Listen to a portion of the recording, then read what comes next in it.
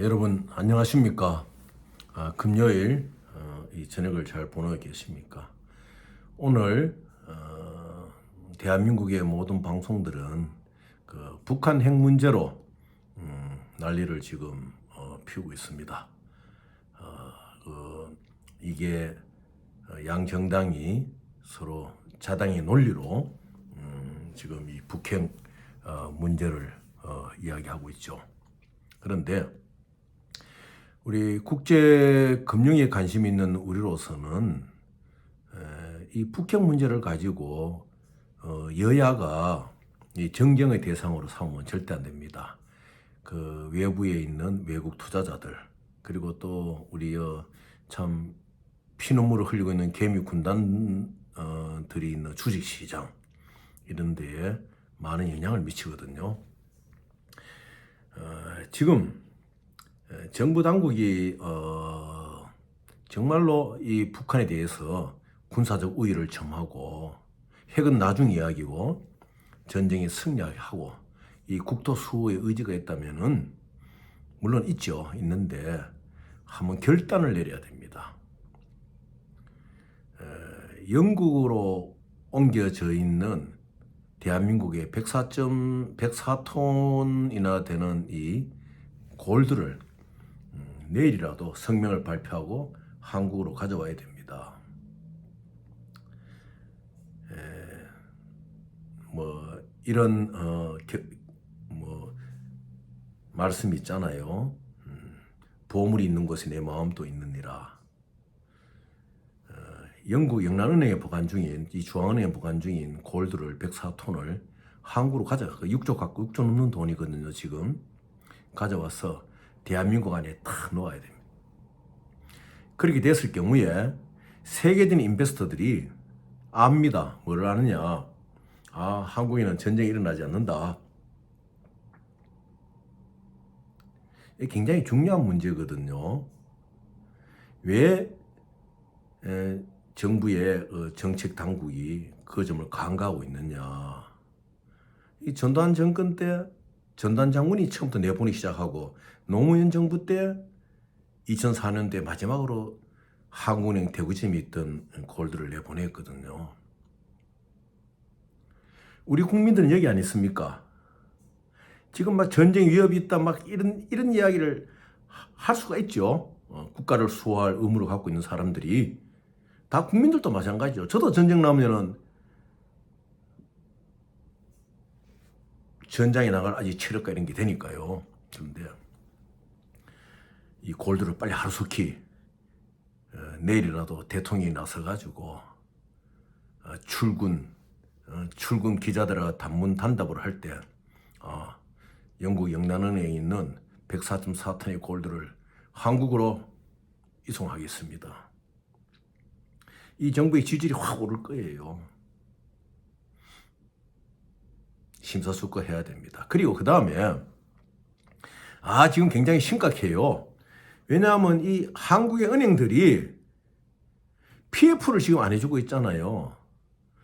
제가 직접 확인하지 않은 거라서 말씀 안 드리겠는데 PF 이자를 엄청나게 올렸어요. 지금 은행이 물론 국제의 그 미국의 그 올리는 고금리 현상에 따라서 올릴 수는 있지만은 아직 한국이 그렇게 심각하게 금리 인상을 그리 할 때는 아닙니다. 그런데 엄청 올렸어요. 옛날로 치면은 사채자나 같아요.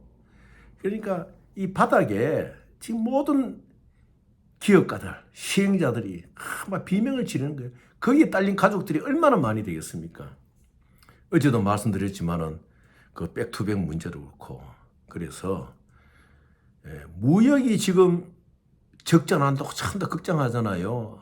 무역 금융 비용 때문에. 거기에 대부분을 차지하는 것이 보면은 무역 대금 결제 방법이거든요. 현재 지금 어느 나라라 무역 거래를 할 때 바로 현금 주고 다이렉트 캐시 페이먼트를 안 하지 않습니까? 그럼 또 LC나 DLC나 페이브 캐넌티 LC나 이런 걸로 하잖아요. 그러면은 지금 우리 정부가 갖고 있는 4,102억 불의 유가증권을 모처로 해가지고 무역금융지원센터를 내일부터 하루씩 가동을 해야 됩니다. 이거 돌멩이로 옛날에 옮겨 다니 그 나쁜 사람도 생각할 것이 아니고 국민의 세금 받아가지고 일하는 사람들 아닙니까? 그러면은 제대로 관리하면 옛날보다 관리 체제가 쉽잖아요.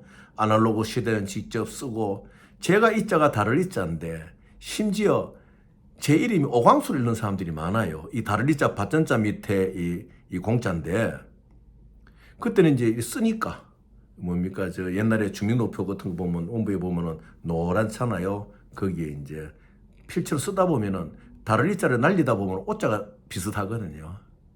이제 그런 해프닝도 있었어요. 그래서 누가 저를 찾으려고 기관에서 막 저를 찾으려고 그러다 보면 어떤 사람들 오광수를 읽는 거예요. 그런 게 있는데 지금은 이 디지털 시대에 모든 게 서류가 전부 다 IT가 다 돼 있잖아요. 그런 시기에는 이렇게 돌멩이 같은 거 옮겨가는 게 힘듭니다. 아주 정말 나쁜 애들이 그 권력 있는 사람 안 짜고 한다면 되지를 않아요. 그러니까 하루속히 정부가 보유하고 있는 100억 불에 해당하는 이 유가증권을 가지고 무역금융지원센터로 빨리 전환을 시켜야 됩니다. 그래서 심사를 아주 능력 있는 공무원들이 해가지고 아주 공평하게 해서 이 LC나 DLC를 내는 문제에서 어려움을 겪는 기업들을 지원해야 됩니다. 그러면은 무역금융의 손실이 지금 많이 줄어들 거거든요. 그렇게 해야 됩니다. 지금 하루속히 이 정부가 지금 그냥 과거의 정권들이 하던 그런 방식으로 하면 안 되고 이 야당도 지금 하는 걸 아는 국민들은 다 알잖아요. 야당이 실질적으로 물론 나라를 위한 여러 가지 말도 하지만은 그 뿌문트 속에서는 야당으로서 앞으로 남은 총선을 의식하고 이런 것도 많잖아요. 그래서 하나씩 버리고 여야가 힘을 합쳐가지고 영국에 있는 중앙은행에 있는 금을 104톤을 빨리 한국으로 옮겨가지고 국권 수호의 의지를 국토방위 의무 수호 의지를 확실히 국민에 보여줘요. 만약 내일 윤석열 대통령이 내일은 토요일에 출근 안 하겠지만은 출근하실지 모르겠지만은 영란은행 중국 영국 영란은행에 있는 104.4톤을 한국으로 옮기겠다. 아주 이거 중요한 겁니다. 물론 옮겨놓고 발표를 안 해서 우리가 모르는 수는 있겠지만 그렇지는 않을 거예요. 왜냐하면 세계 금융 트레이더들이 한국은행의 서티피케이트를 가지고 트레이딩을 하잖아요. 아주 작은 임대료를 내고 그 금융 트레이드들이 되는 임대료 갖고 영란은행 임대료를 보충하고 있습니다. 자자찬하는 그 공무원들의 이 머릿속에는 뭐가 있느냐? 그 참 의문이에요. 제가 봤어도.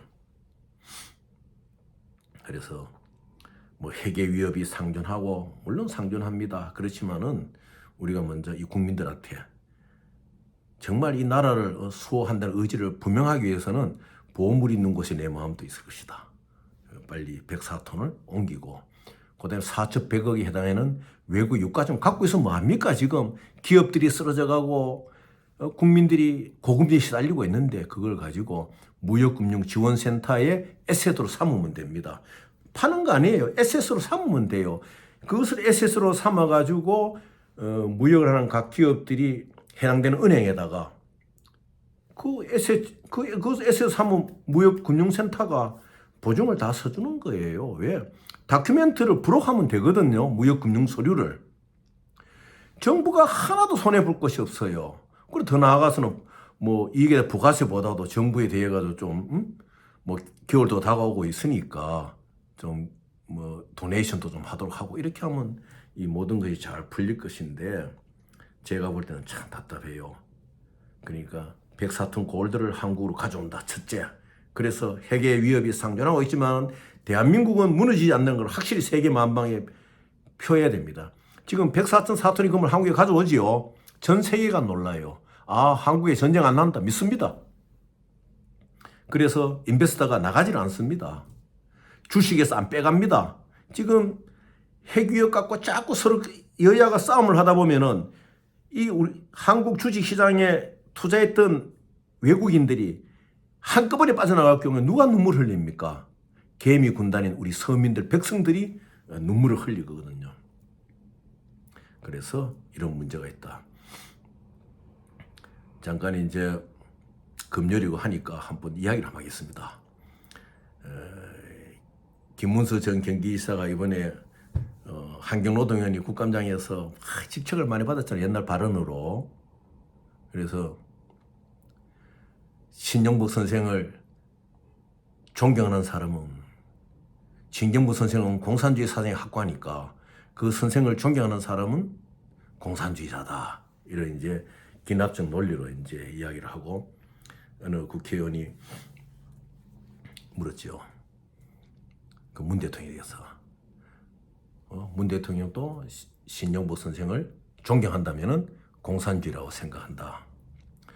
저는 문 대통령하고 나이 30대에 87년도 민주부정의 국민운동본부를 부산에서 같이 구성해가지고, 그때 노무현 의원하고 뭐 돌아가신 김강일 의원이랑 다 많았죠.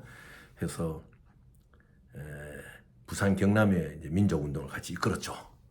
그 당시에 문재인, 노무현, 저 이런 몇 명들이 있습니다. 그랬는데 또 김문수 씨는 또 제가 참 친밀하게 지냈던 사이고, 이제 그런데 그래 그 답을 하는 모습을 딱 보면서 저 외가의 그 아저씨 한 분이 생각났어요. 그래 김문수 전 경기사는 끝까지 문제는 공산주의자다 이제 이렇게 말을 하잖아요. 그 말할 때 그 눈빛을 보니까요, 순간적으로 인생의 만감이 교차하는 거예요. 김문수라 그러면 1970년대에 아무도 번잡할 수 없는 사상가고 노동운동가였었습니까?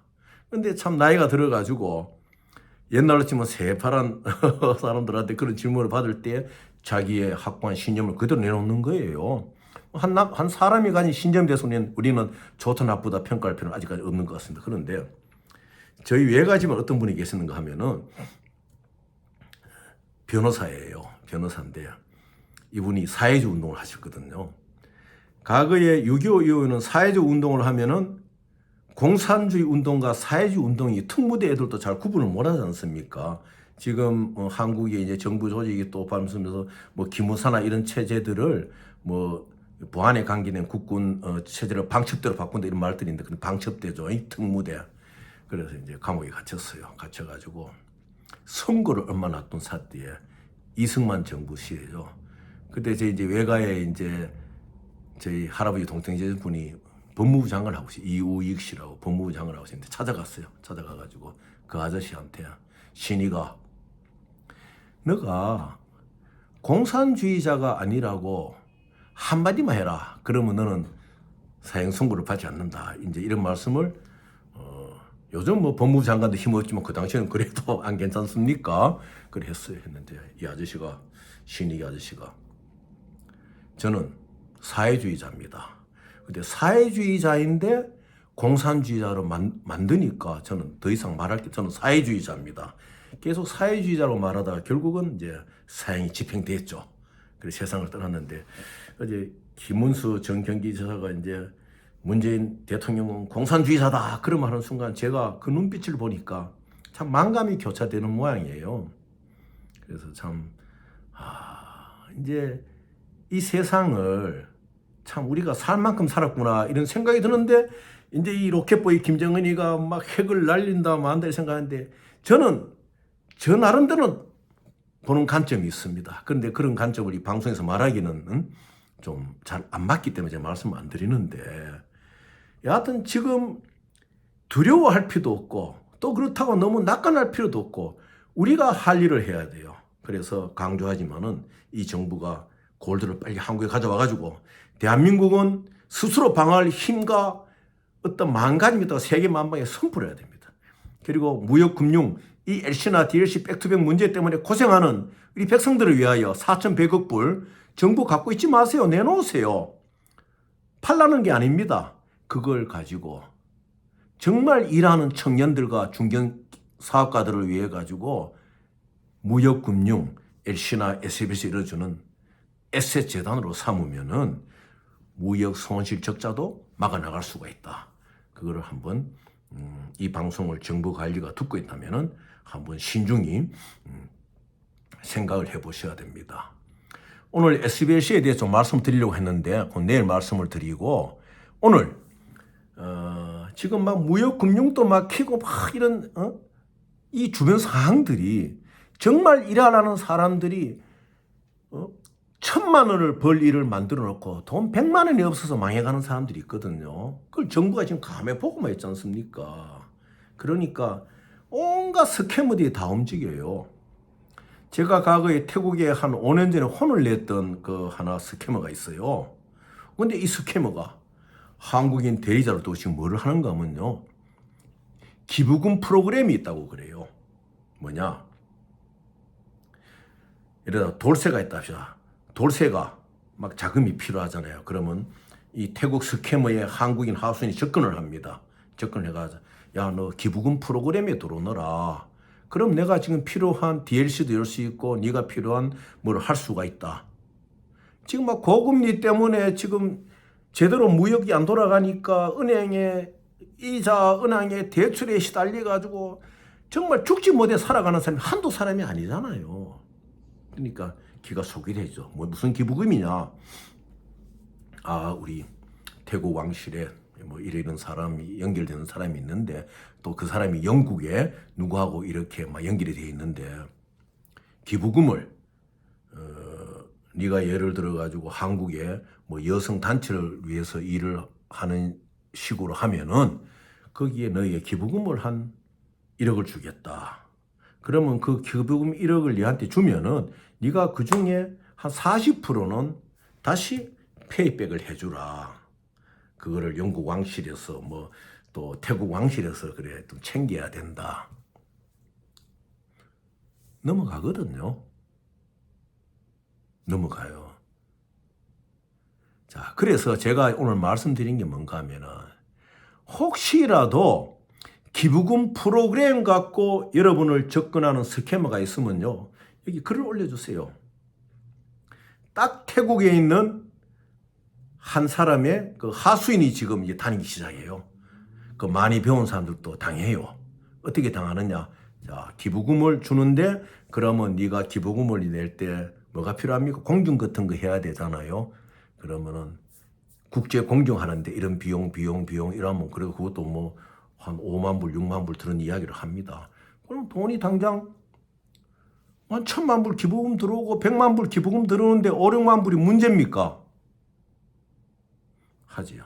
기부금이 옵니까? 안 오지요. 그럼 안 오면은 5, 6만 불 날렸다 생각하면 돼요. 10만 불 날렸다 생각하면 되는데 그러한 서류를 해주는 자체가 자금 세탁법에 걸려요. 미수지만은. 그래서 돈이 오고 안 오고를 떠나가지고 엄중한 자금 세탁법에 걸려가지고 처벌을 받게 된다. 돈 잃고 처벌받게 된다. 그래서 여러분들 오늘 긴급해서 제가 방송에서 이제 말씀을 드리는 거예요. 여러분 근처에 누가 기부금 프로그램으로 이 어려움을 풀어 접근하면은 그 스캐머다. 거의 99.9%는 태국에 보수가 있는 하수인 한국인이 그렇게 움직이는 거예요. 여러분 그 명심하시고 꼭 기억해 주십시오. 내일 SBLC에 대해서 말씀을 드리겠습니다. SBLC가 뭐 대출한다 이래 하는 사람들이 이야기를 많이 해요. 그런 사람들은 SBLC를 받아보지 못한 사람이에요. 그러니까 이 SBLC를 어떻게 하면 잘 받고 어떻게 하면 대출로 이거나 어떻게 하면 또 난 이 코스로 가느냐 내일 말씀드리고 하겠습니다. 여러분 힘내십시오. 대한민국 정부가 런던에 있는 금을 한국으로 가져와서 국토 수의 의지를 굳건히 하고 세계 인베스터들의 한국을 안전한 거 보여주고 그때 4,100억의 유가증권을 내놓고 우리 어려운 기업인들을 돕기 위한 무역금융 에셋재단으로 센터로 출발하기를 간절히 바랍시다. 감사합니다, 여러분.